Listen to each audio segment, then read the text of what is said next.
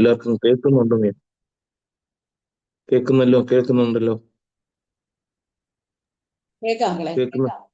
Okay. ഉണ്ട് ഈ അങ്കിളെ. ഈ 15-ാം തീയതി ഇവിടെ 15-ാം തീയതി ഈ ഓഗസ്റ്റ് 15 ഇന്ന് ഈ സന്ധ്യയായ സമയത്ത് ഇവിടെ സ്റ്റേറ്റ്സിലൊക്കെ ഉള്ളവരുണ്ട്. അവർക്ക് 14-ാം തീയതി 15-ാം തീയതി മോർണിംഗ് ആയതേ ഉള്ളൂ. എല്ലാവർക്കും കർത്താവായ യേശുക്രിസ്തുവിന്റെ നാമത്തിലുള്ള സ്നേഹവന്ദനത്തെ അറിയിക്കുന്നു. ജോയ്സ് സിസ്റ്റർ വർഷിപ്പ് ലീഡ് ചെയ്ത വളരെ മനോഹരമായി ഇത് ലീഡ് ചെയ്ത പ്രിയപ്പെട്ടവർക്ക് ഉള്ള വളരെ നിസ്വാർത്ഥമായ യേശുക്രിസ്തുവിന്റെ നാമത്തിലുള്ള സ്നേഹവന്ദനത്തെ അറിയിക്കുന്നു.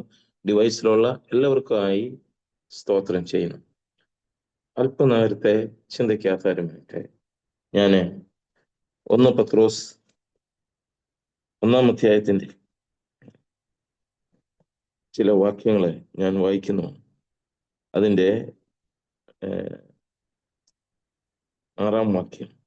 അതിൽ നിങ്ങളിപ്പോൾ അല്പനേരത്തേക്ക് നാനാ പരീക്ഷകളാൽ ദുഃഖിച്ചിരിക്കേണ്ടി വന്നാലും ആനന്ദിക്കുന്നു.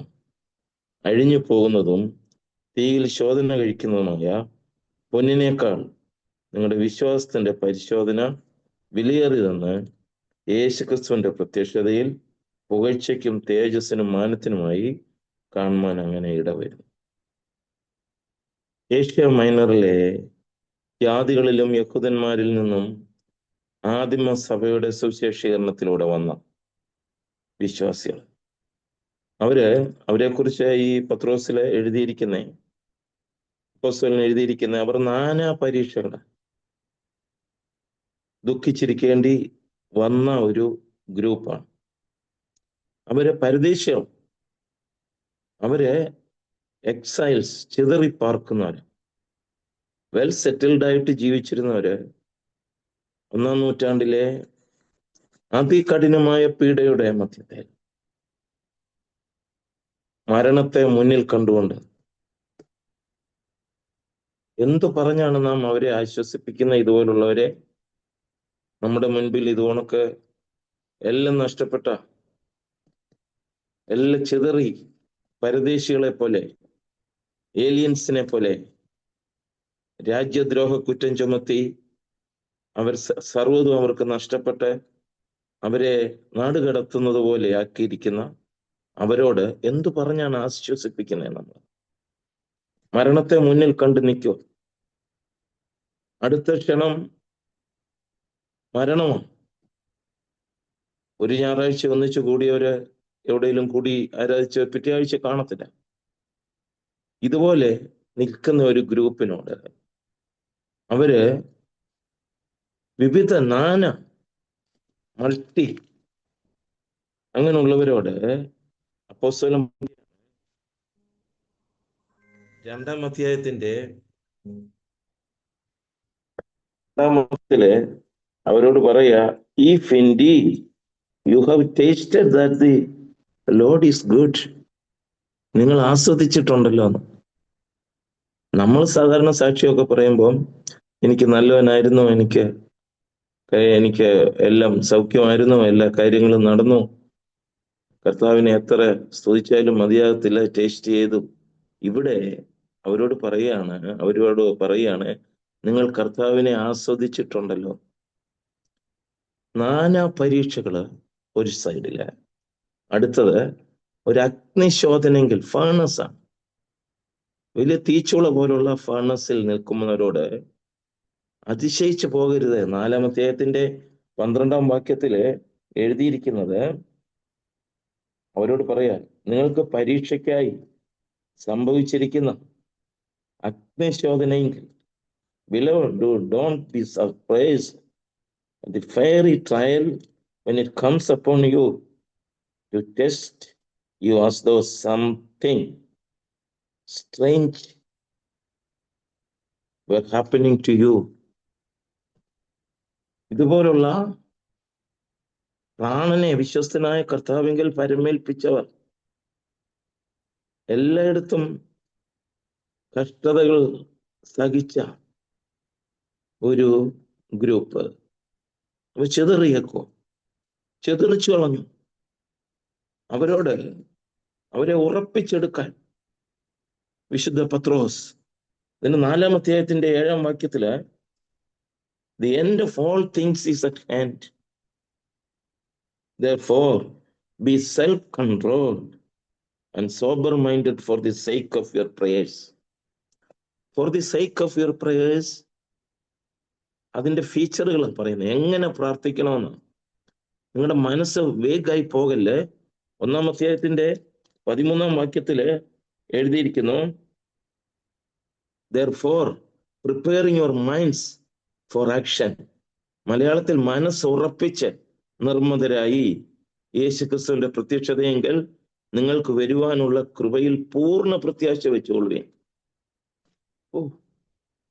അവരുടെ കഷ്ടങ്ങളിൽ നമ്മൾ ആശ്വസിപ്പിക്കുന്നത് ഇപ്പൊ മാറും, കുറച്ച് കഴിയുമ്പോൾ നഷ്ടപ്പെട്ട വീടുകളൊക്കെ തിരിച്ചു കിട്ടും, ഇപ്പോഴത്തെ ഈ പ്രതിസന്ധി മാറും ബ്രദറെ. പ്രതിസന്ധിയിൽ ഇപ്പോഴത്തെ ഒരു പ്രസംഗത്തിന്റെ സ്റ്റൈല്, പ്രശ്നങ്ങളിൽ ഇറങ്ങി വരുന്ന ദൈവം, ഇതാ എല്ലായിടത്തും കേൾക്കുന്നത്. എന്നാൽ പ്രശ്നങ്ങൾ എന്താണെന്നോ കർത്താവിന്റെ, കാരണം നമ്മുടെ മേൽ അധികാരവും നമ്മുടെ മേൽ അനുവാദവും ഉള്ളതുപോലെ തന്നെ നമ്മുടെ മേൽ അനുവദിക്കുന്നതിനും ഒരു ദൈവപൈതലിന്റെ ജീവിതത്തിൽ ദൈവം അനുവദിക്കുന്ന എല്ലാം, കാരണം അവരുടെ മേൽ ദൈവത്തിന് ഇനിയും താന്താന്നങ്ങൾക്കുള്ളവരല്ല. The ownership, be change the ownership. നമ്മുടെ ഓണർഷിപ്പ് ചേഞ്ച് ആയതാ. നമ്മൾ ഇനിയും താന്താന്നങ്ങൾക്കുള്ളവരല്ല, കർത്താവിന്റെ വകയാ, അത് ട്രഷറാ. അവൻ യാക്കോബിനെ തനിക്കായിട്ടും ഇസ്രയേലിനെ തന്റെ നിക്ഷേപമായിട്ടും തിരഞ്ഞെടുത്തിരിക്കുന്നു. നിക്ഷേപം എന്തുവാ? നിക്ഷേപം എന്ന് പറഞ്ഞാൽ എന്തുവാ? ഒരിക്കലും നഷ്ടപ്പെടരുതെന്ന് മനോബോധ്യമുള്ള സാധനത്തിന്റെ പേരാ നിക്ഷേപം. അതെവിടെ സൂക്ഷിച്ചിരിക്കുന്നേ?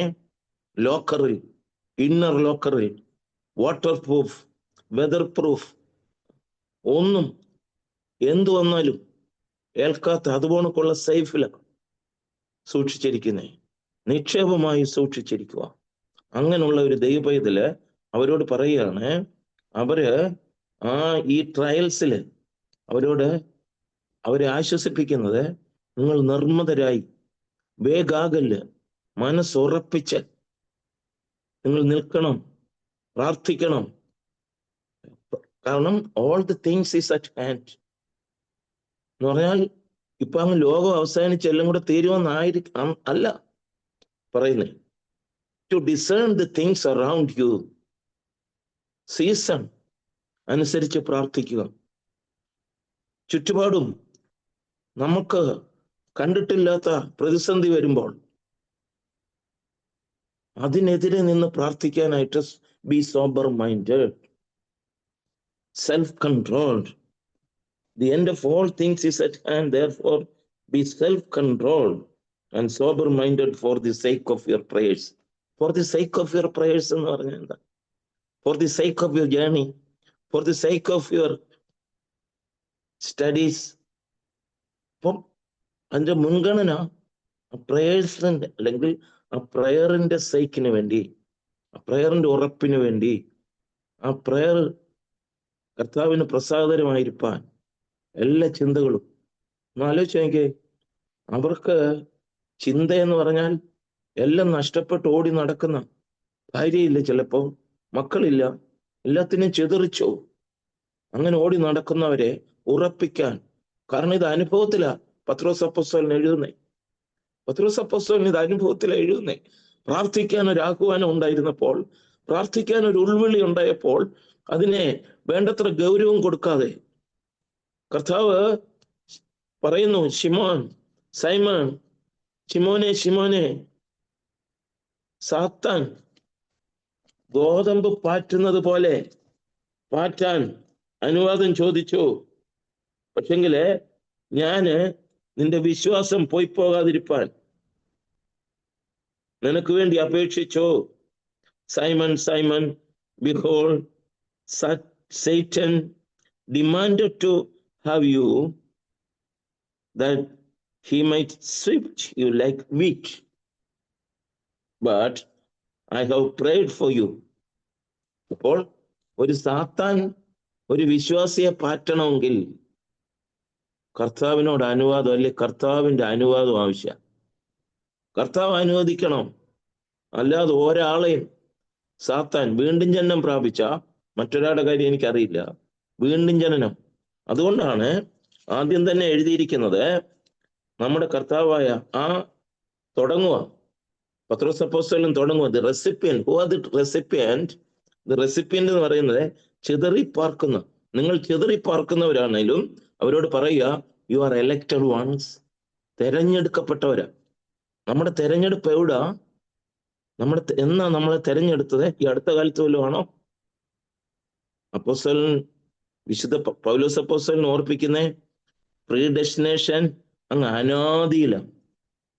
അനാദിയിൽ ഇവിടെ ഒന്നും ഇല്ലാതിരുന്നപ്പോൾ, ഈ പ്രപഞ്ചം ഇല്ലാതിരുന്നപ്പോൾ, ഈ കോസ്മോസ് ഇല്ലാതിരുന്നപ്പോൾ, പിതാവും പുത്രനും പരിശുദ്ധ റൂഹയും എന്നുള്ള ആ ഏകത്വത്തിലെ ബഹുത്വത്തിൽ വസിക്കുമ്പോൾ, ഒന്നും ഇല്ലാതിരിക്കുമ്പോൾ, ആ സ്നേഹ കൂട്ടായ്മയിലേക്ക് ഒരു സൃഷ്ടിയെ കൂടെ ഉൾപ്പെടുത്തണമെന്നുള്ള തന്റെ നിർണയത്തിൽ നമ്മെ കണ്ടു. അതുകൊണ്ടാണ് യേശുക്രിസ്തുവിൽ നിവർത്തിച്ച അനാദി നിർണയപ്രകാരം സഭ മുഖാന്തരം അറിയായി വരുന്നത്.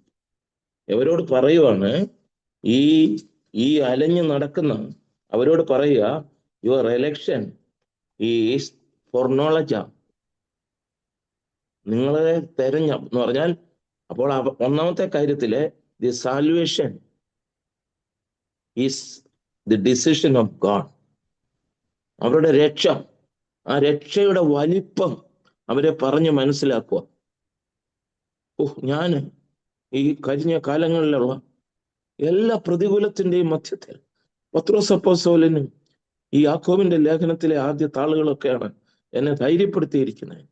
കാരണം രക്ഷയുടെ ആ വലിപ്പം ദൂതന്മാർ പോലും കുനിഞ്ഞു നോക്കുന്ന, അവർക്ക് പോലും മനസ്സിലാകാത്ത ആ വലിയ അനുഭവത്തിൽ കൂടെ നമ്മളെ കടത്തി വിടുമ്പോൾ, ഇവിടുത്തെ താൽക്കാലികമായതിൽ നിന്നും നിത്യമായ ഒന്നിലേക്ക് പ്രത്യാശ വയ്ക്കുവാൻ നമുക്ക് ഒന്നും ഒരു പ്രയാസമില്ലല്ലോ. നമുക്കെന്തോ പ്രയാസം? ഇതൊന്നും ആലോചിച്ച് നോക്കിയ അവരെ എന്നിട്ട് പോന്തിയോസ്, to those who are elect exiles of the dispersion in Pontus, Galatia, Cappadocia, Asia, Bithynia, according to the foreknowledge of God the Father in the sanctification of spirit, for obedience to Jesus Christ. യേശുക്രിസ്തുവിനെ അനുസരിക്കാൻ ആ പിതാവായ ദൈവത്തിന്റെ ഫോർനോളജിയിൽ നമ്മെ തിരഞ്ഞെടുത്തു. അവരോട് പറയാണ്, നിങ്ങളുടെ രക്ഷ, നിങ്ങളുടെ സാങ്ക്ടിഫിക്കേഷൻ ബൈ സ്പിരിറ്റ്, ആ ദിവ്യ സ്വഭാവത്തിന് കൂട്ടാളികളാകുവാൻ, ആത്മാവിന്റെ വിശുദ്ധീകരണം, ആത്മാവ് പകർന്നു നൽകുന്ന സ്വഭാവം, ആത്മാവിന്റെ ആ വിശുദ്ധീകരണത്തിലേക്ക് അവരുടെ രക്ഷയുടെ ആ കാര്യങ്ങളെ പറയുവാണ്. യു ആർ രക്തം തളിച്ച് അവരെ വേർതിരിച്ചിരിക്കുക. എന്നിട്ട് അവരോട് പറയുകയാണ്, Blessed be the God and Father of our Lord Jesus Christ. According to his great mercy, he has caused us to be born again to a living hope through the resurrection of Jesus Christ from the dead. നമ്മുടെ പ്രത്യാശ ജീവനുള്ളതാകാൻ കാരണം നമ്മുടെ അരുമനാഥന്റെ പുനരുത്ഥാനം. അതാണ് ക്രൂശിലെ കള്ളൻ കാണുന്നത്. എന്തായിരുന്നു ഒരു വിടുതലല്ലേ ചോദിക്കണ്ടേ ക്രൂശില്? കാരണം യേശു ഒരുപാട് അത്ഭുതം ചെയ്ത ആളാ. അവൻ ആദ്യം തള്ളിപ്പറഞ്ഞെങ്കിലും അവൻ നോക്കുന്നോണേ, ദി ടൈം ഈസ് എൻഡിങ്, അവന്റെ രക്ഷയുടെ സമയം തീരാറാകുക. ഇപ്പോൾ ആ രക്ഷ ഉറപ്പ് വരുത്തിയില്ലെങ്കിൽ പിന്നെ എനിക്ക് ആ ചാൻസ് കിട്ടത്തില്ല. അവൻ നോക്കുക. അപ്പോൾ ചോദിക്കേണ്ടി എന്തായിരുന്നു? എനിക്കൊരു വിടുതലല്ലേ ചോദിക്കേണ്ടി? ഇന്നത്തെ പ്രസംഗരാണെങ്കിൽ ചോദിക്കുന്നത് പോലെ, ഇന്ന് നമ്മൾ ആഗ്രഹിക്കുന്ന പോലെ ഒരു വിടുതലല്ലേ? കർത്താവേ, ഒരു വിടുതൽ എനിക്ക് തരണേ. ഞാന് ഒത്തിരി കാലങ്ങളായി ജയിലിൽ കിടക്കുക, അവിടുന്ന് അതിന് കഴിയുമല്ലോ? കഴിയും. പക്ഷെ അതൊന്നും ചോദിക്കുന്നില്ല. പിന്നെന്തുവാ? മരണത്തിനപ്പുറത്തുള്ള ഒരു പുനരുത്ഥാനം. Lord, you are Lord. അവിടുന്ന് രാജാവ്, അവിടുത്തേക്ക് മരണമില്ല. ആ ജീവനുള്ള പ്രത്യാശ, അതാണ് കാണുന്നത്. ആ ജീവനുള്ള പ്രത്യാശയ്ക്കായി നമ്മെ വീണ്ടും ജനിപ്പിച്ചിരിക്കുന്നു.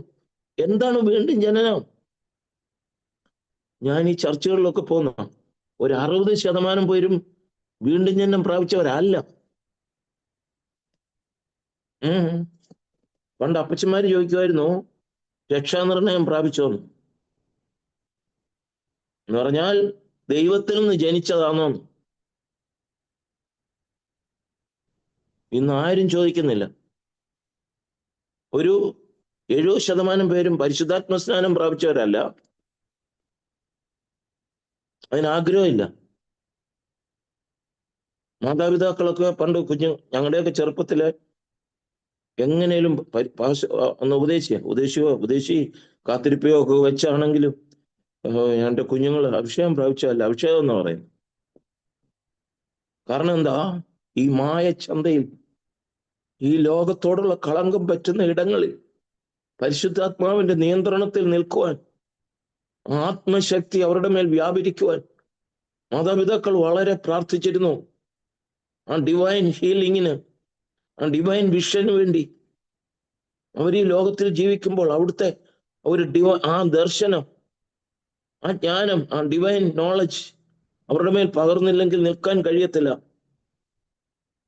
ഇവിടെ പറയാണ്, അതിൽ ആ കൾമിനേഷനിൽ ആ വീണ്ടും ജനനത്തെ കുറിച്ച് അവരുടെ രക്ഷയുടെ വലിപ്പം എല്ലാം പറഞ്ഞിട്ട്, സ്വർഗത്തിൽ സൂക്ഷിച്ചിരിക്കുന്നതും ക്ഷയം വാട്ടം മാലിന്യം ഇല്ലാത്ത ഒരവകാശം, കഷ്ടതയിൽ ഇരിക്കുന്നവർ ഇച്ചിരി ആശ്വാസം, നീർന്ന വേദനയിലുള്ളവരോട് തൽക്കാലത്തേക്ക് ഒരു സുഖ കാര്യങ്ങൾ മാറും. നോ നോ, അവരോട് പറയുക, 2 കാര്യത്തിനായിട്ടാണ് നിങ്ങളെ വീണ്ടും ജനിപ്പിച്ചിരിക്കുന്നത്. ഒന്ന്, ജീവനുള്ള പ്രത്യാശയ്ക്കായി, blessed hope, a better hope. നമ്മുടെ ആ ജീവനുള്ള പ്രത്യാശ, ആ പ്രത്യാശ ജീവനുള്ളതാകാൻ കാരണം അരുമനാഥന്റെ പുനരുത്ഥാനം. എന്നിട്ട് അവരോട് പറയുക, വാട്ടം മാലിന്യമില്ലാത്ത ഒരു അവകാശത്തിനായി നിങ്ങളെ വീണ്ടും ജനിപ്പിച്ചിരിക്കുന്നു.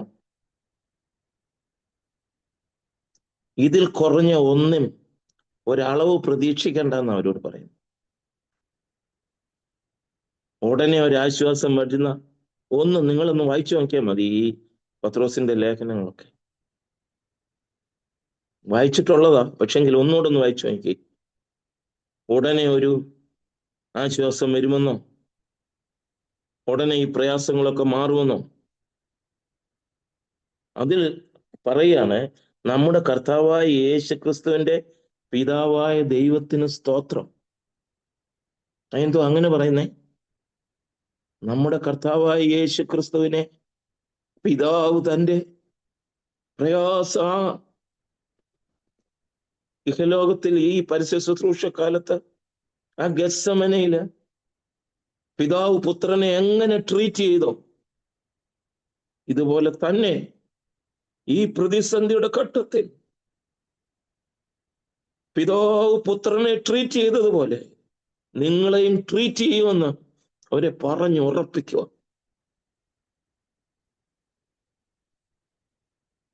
നിലനിൽക്കുന്ന ഒരു ആശ്വാസം, നിങ്ങൾ അനാഥരല്ലെന്നും നിങ്ങൾക്കൊരു ഉടമസ്ഥനുണ്ടെന്നും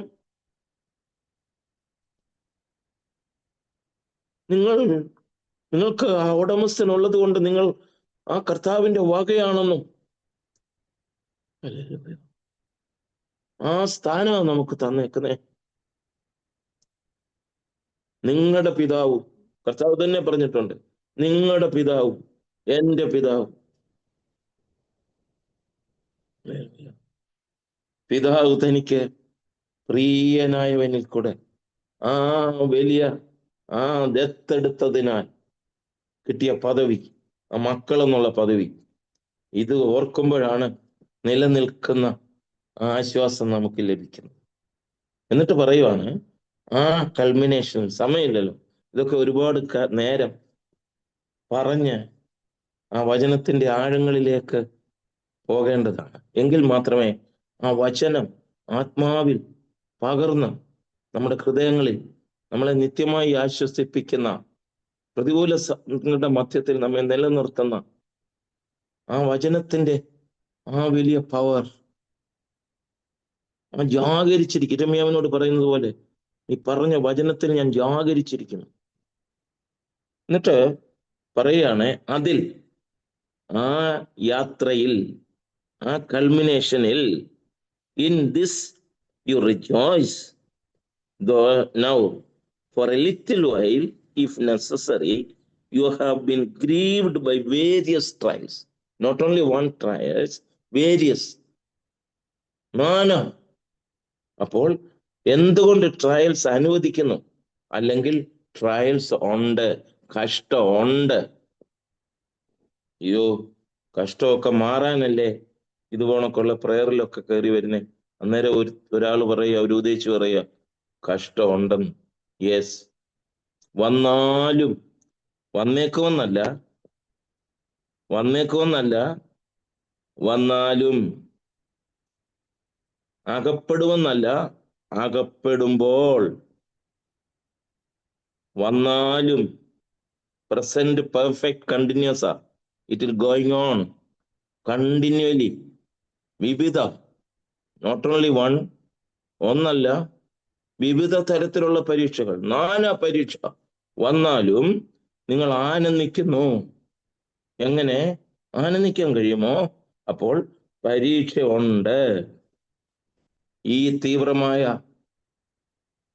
എന്റെ അർത്ഥം എന്താ? How to applicable for us, പരിശോധന ആവശ്യമാണ്. ഈ തീവ്രമായ പരിശോധനയുടെ മധ്യത്തിൽ, അത് ആ ട്രയൽസ് നമ്മെ എതിരേറ്റ് വരുമ്പോൾ തിരുവെഴുത്ത് പറയുന്ന റിസൾട്ട് നമ്മിൽ ഉണ്ടാകാനാണ് ഈ സന്ധ്യ കഴിഞ്ഞ സമയത്ത് ഇവിടെ ഈ കേരളത്തിൽ 7 മണിയാകുമ്പോൾ അല്ലെങ്കിൽ 6 മണി കഴിയുമ്പോൾ അതിന്റെ ഉദ്ദേശം അതെന്താണെന്ന് 7-ാം വാക്യത്തിലുണ്ട്. തേജസ്സിനായി അനുവദിക്കുന്നു. കറ, ചുളുക്കം, ഇതെല്ലാം മാറാൻ അനുവദിച്ചിരിക്കുക. അപ്പോൾ ആവശ്യമാണെന്നാണ്, നമ്മെ തേജസ്സുള്ളവരാക്കാൻ. ഇവിടെ ആരോ പ്രാർത്ഥിച്ചപ്പം പറഞ്ഞു, ഏലിയാവിന് ദൂരയാത്രയുണ്ടെന്ന്. ഏലിയാവിനോട് പറയാ, ഇനിയും നിനക്ക് ദൂരയാത്രയുണ്ട്. അപ്പൊ കഷ്ടത, സങ്കീർത്തനക്കാരൻ പറയുന്നത്, ഞാന് 119-ാം സങ്കീർത്തനത്തിൽ, ഞാൻ കഷ്ടതയിലായത് ഗുണമായി. അവിടുത്തെ ചട്ടങ്ങളെ പഠിപ്പാൻ ഞാൻ വചനത്തിൽ നിന്ന് ഒത്തിരി പുറകോട്ട് പോയി. ഇപ്പോൾ ഞാൻ വചനത്തിലേക്ക് തിരിച്ചു വന്നിരിക്കുന്നെന്നാ പറയുന്നത്. 119 നിങ്ങൾ വായിച്ചാൽ മതി. പിന്നെ 119-ാം സങ്കീർത്തനത്തിന്റെ 67-ാം വാക്യത്തില് പറയുകയാണ്, സങ്കീർത്തനക്കാരൻ പറയുകയാണ്, ഞാൻ കഷ്ടതയിലാകുന്നതിന് മുമ്പേ തെറ്റിപ്പോയി. എവിടുന്ന് തെറ്റിപ്പോയി? വചനത്തിൽ നിന്ന് തെറ്റിപ്പോയി. ലാസ്റ്റില് പറയുന്നത്, ഇപ്പോൾ it is good for me that it was afflicted that I might learn your statutes. എന്റെ ചട്ടങ്ങൾ പഠിക്കാൻ കഷ്ടത. അപ്പൊ വചനത്തിൽ നിന്ന് തെറ്റിയപ്പോൾ, ചില പ്രയാസത്തിലൂടെ കടത്തിവിട്ടപ്പോൾ, കഷ്ടയിലായത് എനിക്ക് ഗുണമായെന്ന് പിന്നത്തേത്. അതുകൊണ്ട് എം ഇ ചെറിയാൻ സാർ പറയുന്ന അദ്ദേഹത്തിന്റെ ഒരു കവിതയുണ്ട്, വേണ്ട വേണ്ട പോകേണ്ട നീ ഖേദമേ, നിന്നിൽ കണ്ടു ഞാൻ ആനന്ദരശ്മികൾ. പ്രയാസങ്ങൾ പോകണ്ടെന്ന്. അതുകൊണ്ടാണ് കർത്താവ് പറയുന്നത്, ദുഃഖിക്കുന്നവർ ഭാഗ്യവാന്മാർ.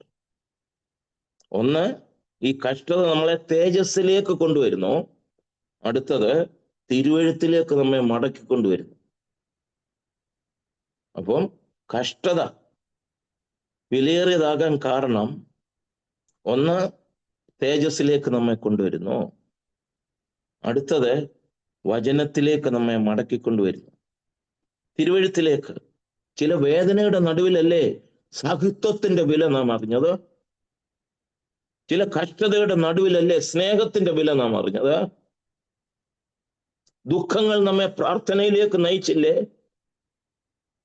ചില വേദനകൾ ദൈവ സാന്നിധ്യത്തിലേക്ക് നമ്മെ കൊണ്ടുപോയില്ലേ?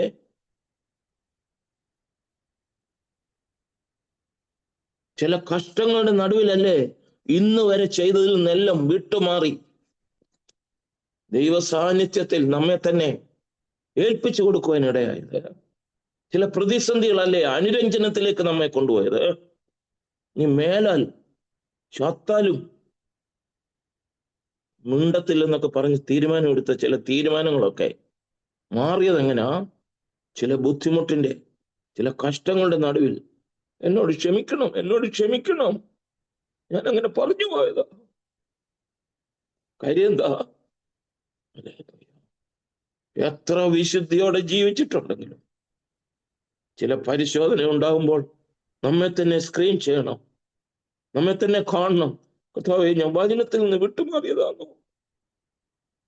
ചില എന്താണ് ഞാൻ ചെയ്യാനുള്ളത് കർത്താവിനോട് ചോദിക്കുമ്പോൾ അത് ആശ്വാസമായിരിക്കും. അതുകൊണ്ടാ യാക്കോബ് അപ്പോസ്തലൻ പറയുന്നത് ഒരു ജ്ഞാനം വേണമെന്ന്. കഷ്ടതയിൽ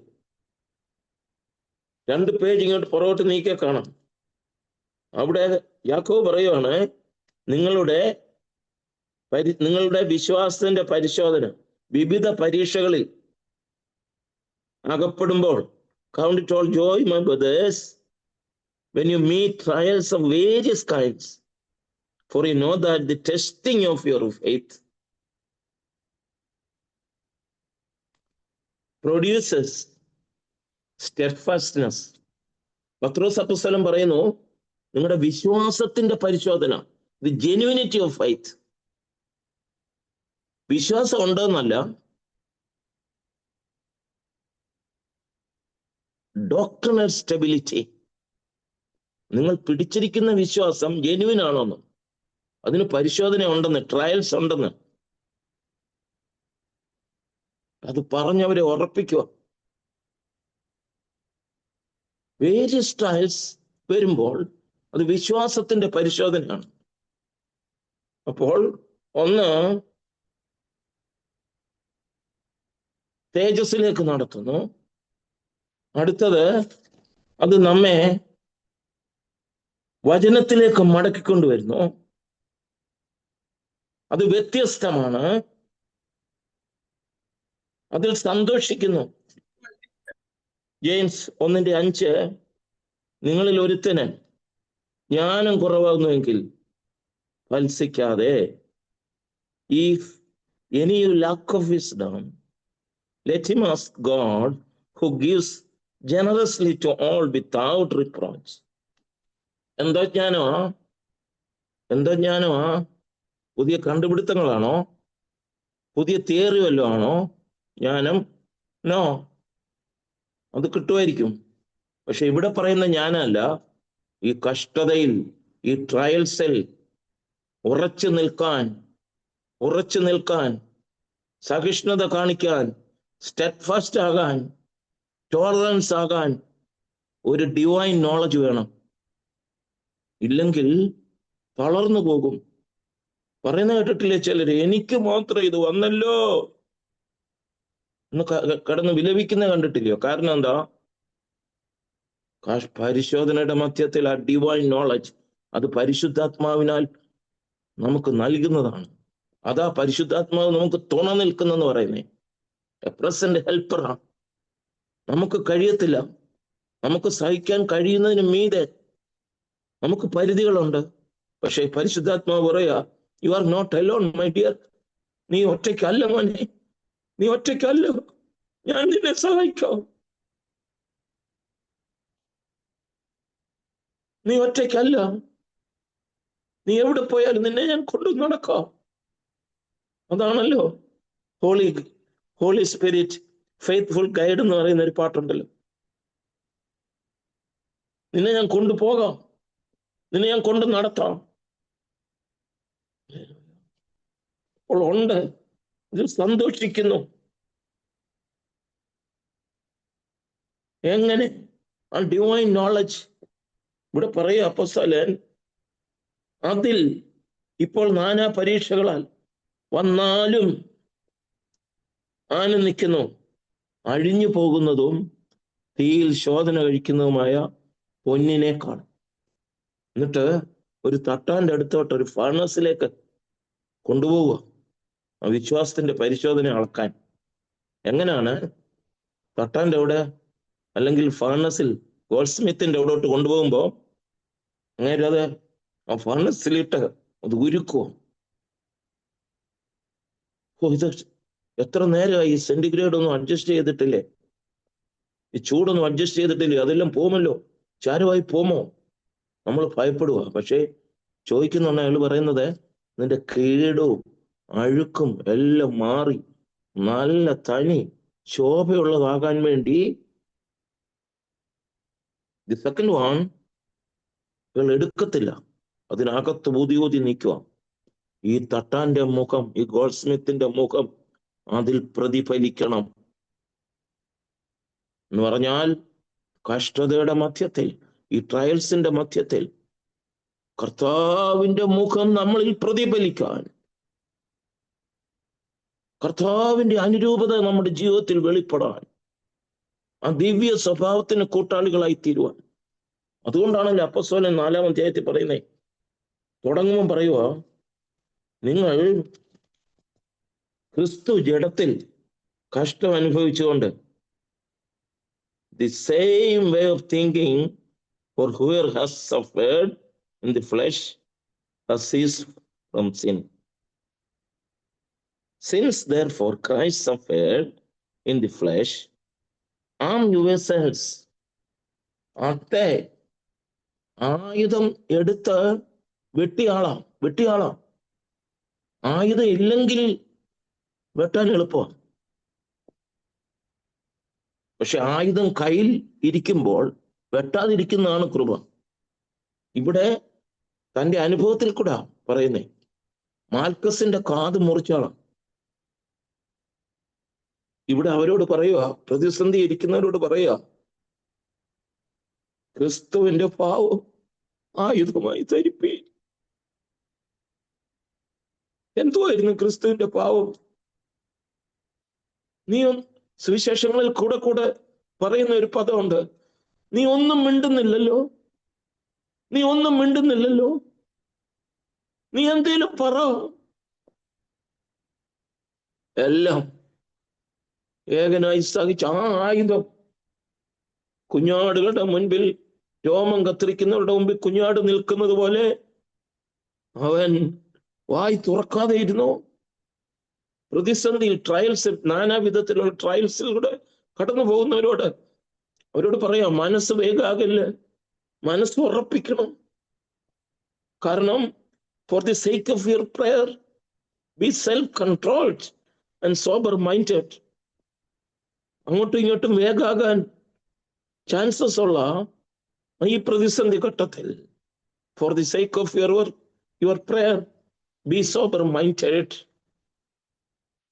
എന്നിട്ട് അവരോട് ആദ്യം തന്നെ പറയാ, ക്രിസ്തുവിന്റെ പാവം ആയുധമായി ധരിപ്പീൻ.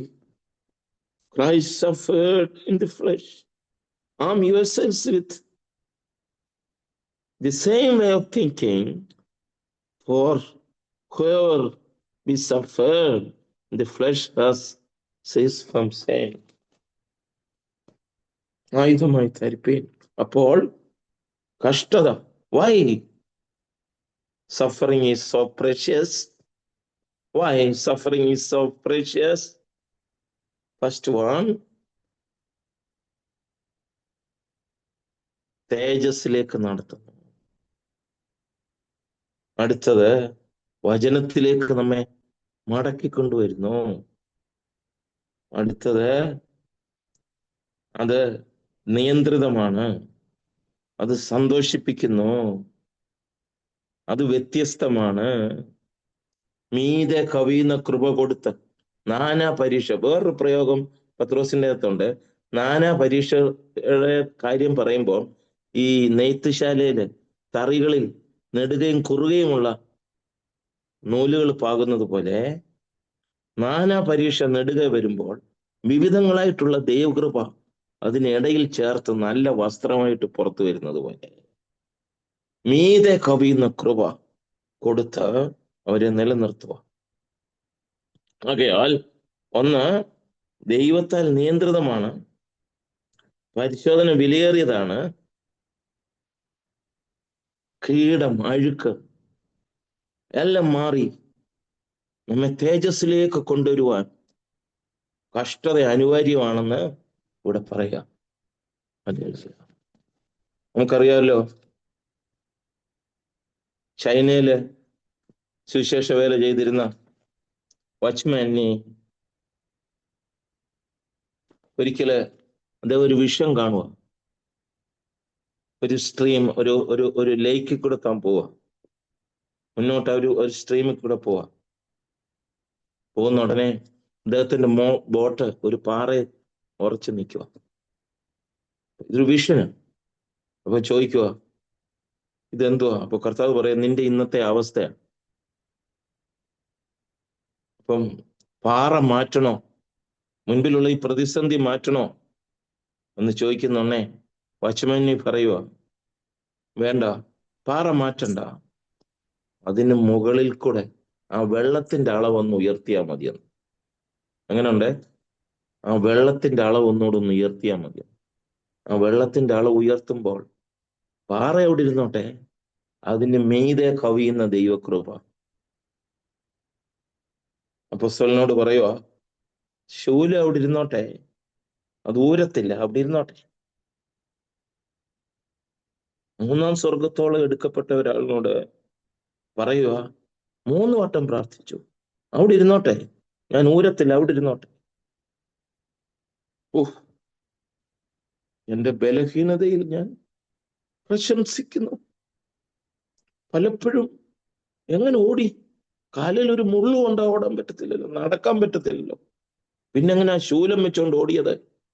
ചോദിക്കേ പുള്ളിയോട്, അപ്പോസ്തലനോട് ചോദിച്ചേ. നേരം പറയും, ഞാൻ പലപ്പോഴും താഴെ വീണു പോകുമോ, പക്ഷേ മീതെ കവിയുന്ന ഒരു ദൈവകൃപ തന്ന് എന്നെ ശക്തീകരിച്ച് നിർത്തി. അതുകൊണ്ടാണ് അന്ത്യത്തോളം പാനീയാഗമായി ഒഴിക്കപ്പെടുന്നു എന്നൊക്കെ പറയുമ്പോഴും ഒട്ടും പതറിയിട്ടില്ല, ഒട്ടും പതറിയില്ല. അപ്പൊ പറയുന്നു, അങ്ങനെ പറഞ്ഞു പോയ സമയം അങ്ങ് പോയല്ലോ. അപ്പം എന്തിനാ കഷ്ടത? ഒന്നാം പാഠം, കഷ്ടത ഉണ്ട്. അടുത്തത്, അത് വ്യത്യസ്തമാണ്, നാനാ പരീക്ഷ, അല്ലെ വിവിധങ്ങളാണ്. ഈ പടിഞ്ഞാറൻ നാടുകളിലൊക്കെ പഴയ കാലത്ത്, ഇപ്പം മോട്ടറാ, ഈ വെള്ളം വറ്റിക്കുന്നതിന് ചക്രം വെച്ച് ചവിട്ടുക. ചക്രം തോട്ടിന്ന്. അപ്പൊ ഒരാൾ ഇരുന്ന് ചവിട്ടുന്ന അതിന്റെ ഒരു എതള് നെഞ്ചോട് വന്നിട്ട് അത് ചവിട്ടി താക്കുമ്പോൾ അടുത്തത് വീണ്ടും വരും. ഇതുപോലെ വ്യത്യസ്തമാണ് വിവിധ സാഹചര്യങ്ങളിൽ നമ്മുടെ ആ ഒന്ന് മാറി വിവിധങ്ങളായിട്ടുള്ള പരീക്ഷകൾ വരുമ്പോൾ ചില ദുഃഖങ്ങൾ നമ്മെ കരയിപ്പിക്കാം. പക്ഷേ അതിൻ്റെ എല്ലാം മധ്യത്തിൽ ആ വിവിധങ്ങളായിട്ടുള്ള ദൈവകൃപ തന്ന് നമ്മളെ നിലനിർത്തുക. അപ്പോൾ 1, കഷ്ടത ഉണ്ട്. 2, അത് വ്യത്യസ്തമാണ്. 3, അത് സന്തോഷിപ്പിക്കുന്നു, ആനന്ദിക്കുന്നു. എങ്ങനെ? സ്ഥിരത, വിശ്വാസത്തിന്റെ ജെന്യുവിനിറ്റി ഓഫ് ഫെയ്ത്ത്. വിശ്വാസം ഉണ്ടോന്നല്ല, പ്രാപിച്ച വിശ്വാസം ജെന്യുവിനാണോ, അതിന് പരീക്ഷ ഉണ്ട്, അതിന് ടെസ്റ്റിങ്. പരീക്ഷ എന്ന് ഉദ്ദേശിക്കുന്നത് 1 ടെസ്റ്റിങ്, അടുത്തത് പ്രലോഭനത്തിന് മലയാളത്തിൽ പരീക്ഷ എന്ന് എഴുതിയേക്കുന്നത്. ദൈവം ആരെയും പ്രലോഭിപ്പിക്കുന്നില്ല പ്രാപം ചെയ്യാൻ, പക്ഷെ ടെസ്റ്റ് ചെയ്യുന്നുണ്ട്. എന്തിനാ? അടുത്ത ലെവലിലേക്ക് വരാൻ, അടുത്ത ലെവലിലേക്ക് കൊണ്ടുവരാൻ.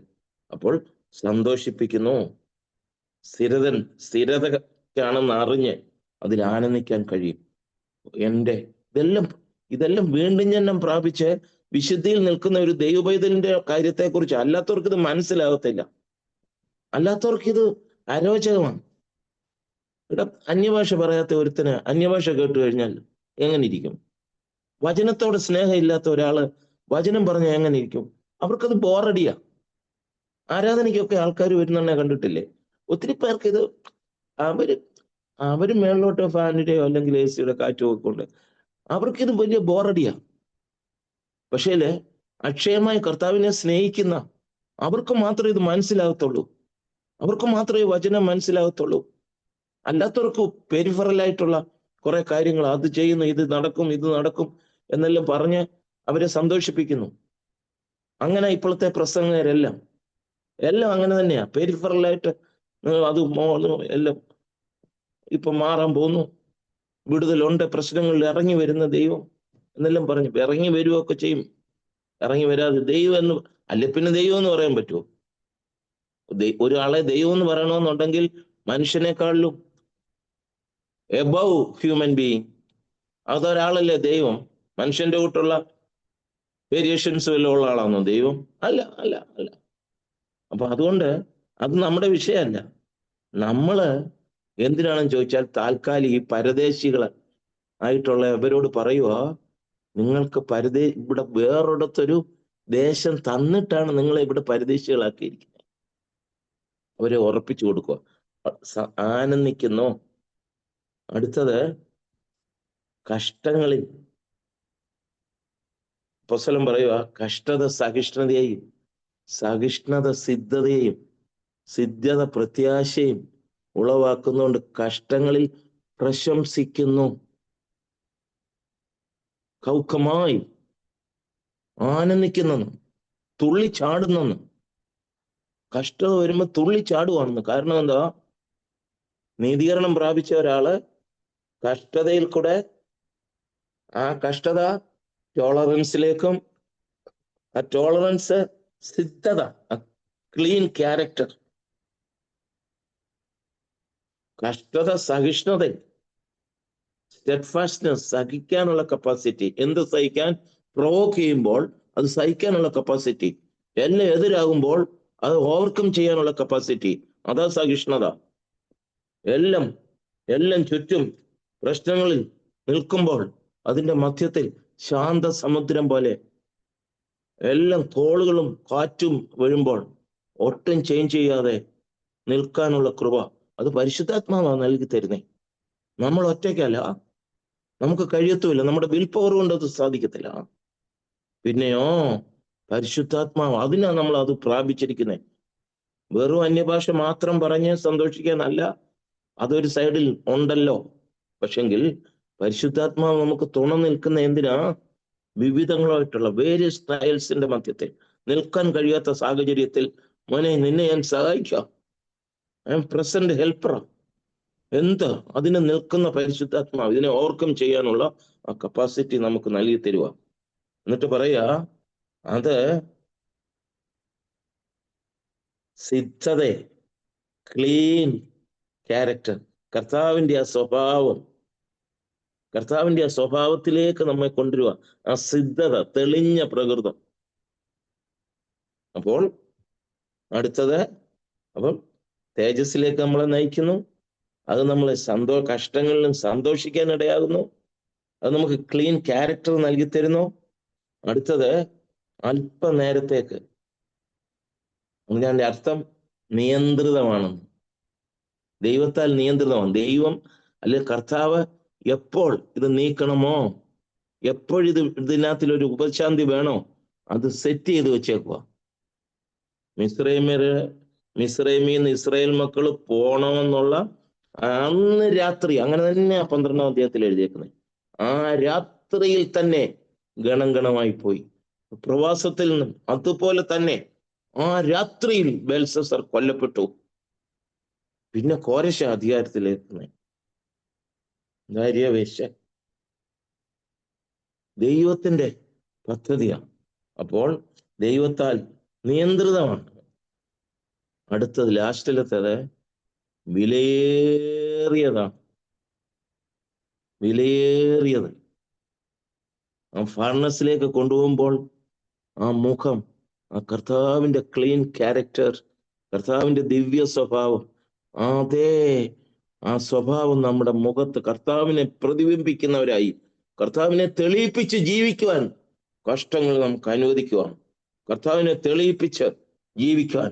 ആ ട്രയൽസിന്റെ മധ്യത്തിലാ അറിയുന്നത് മുക്കുകൊണ്ടമാണോ, ഒറിജിനൽ ആണോ, അതോ ഡ്യൂപ്ലിക്കേറ്റ് ആണോ. കർത്താവ് നമ്മെ സഹായിക്കുമാറാകട്ടെ. അപ്പോൾ ട്രയൽസ്, ജീവിതത്തിൽ വരുന്ന പ്രതിസന്ധികൾ, നമ്മെ തേജസ്സിലേക്ക് നടത്താൻ, നമ്മെ വിലയുള്ളവരാക്കി തീർക്കാൻ,